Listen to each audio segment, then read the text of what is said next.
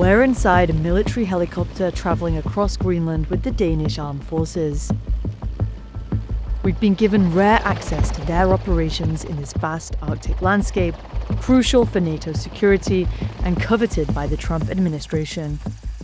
We need Greenland for national security and even international security. Denmark hasn't done a good job at keeping Greenland safe. Caught between its NATO ally and Russian aggression, Denmark is rapidly militarizing. If you want to have your country to be defended, then you need to do something about it. But protecting it is an almost impossible task. This Danish warship is sailing in the iceberg-infested fjords of southern Greenland.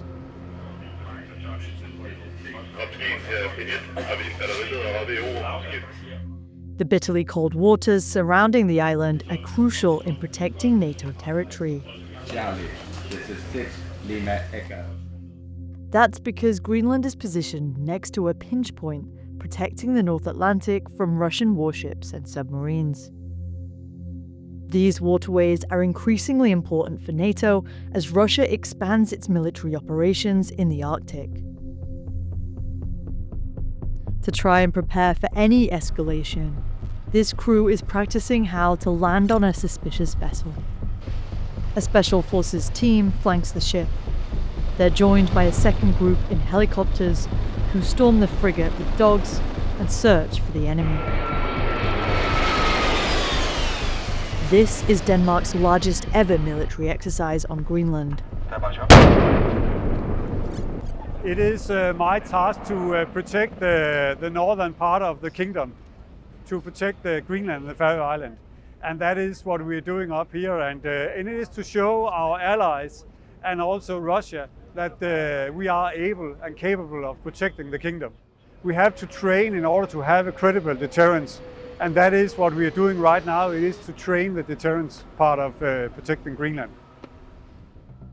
Greenland is a self-governing territory of the Kingdom of Denmark, a NATO member that controls the island's security policy.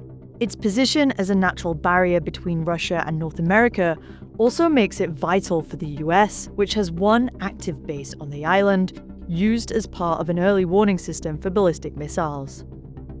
But decades ago, the US had dozens of other military posts, radio stations, and airports scattered across the island. We travelled to the site of one of those old bases, largely abandoned after the Cold War when its military importance waned. Radar stations and other equipment remain. Denmark now uses it as a training ground to repel enemy forces. You have patrols trying to indicate whether there are sabotage groups or individuals belonging to that enemy portion of this exercise. These Swedish troops are working with Denmark and Norway to train for a simulated attack on a nearby airbase. Det vi vet om fienden är att fientliga divisionsförband finns i området söder och öster om oss. Och de bedöms vara av grupp till plutons storlek. Fienden bedöms ha till uppgiften att störa alternativt förstöra flygverksamhet på flygfältet här borta. De kommer använda sig av burna luftvärnsvapen alternativt drönare. They launch a drone to scout the area.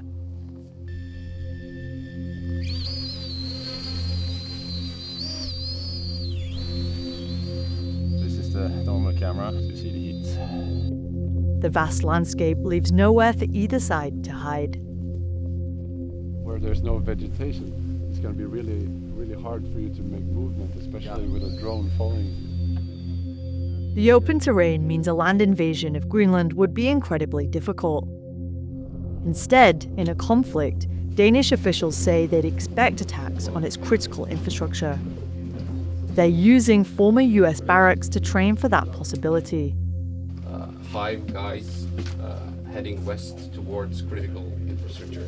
Military analysts say these drills are also designed to appeal to Greenlanders, who fear their electricity and communication networks are vulnerable to Russian attacks. In addition to facing threats from the east, Denmark has also been forced to assess risks from the West.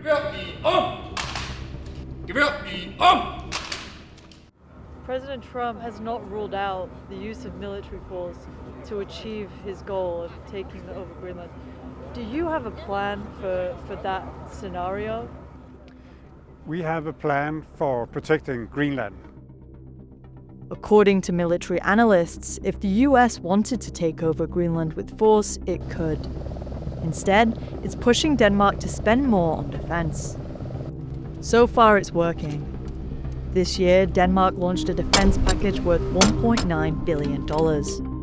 And some Danish officials say that this show of force is in part a message to the US that they're taking Greenland's security seriously to protect against any Russian threats. Russia acts differently than they did 5 years ago.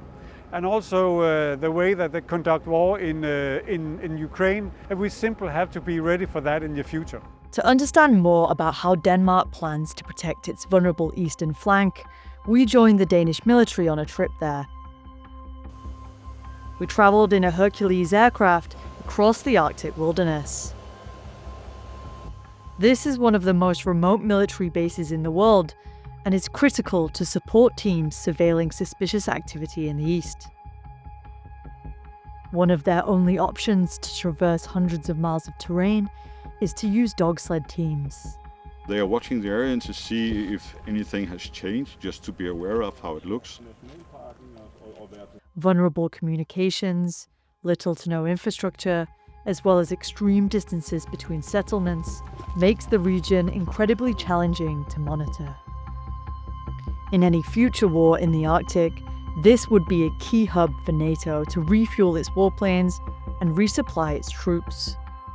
But for now, as tensions heat up, it's up to just 3 military personnel and 3 dogs to protect this crucial base.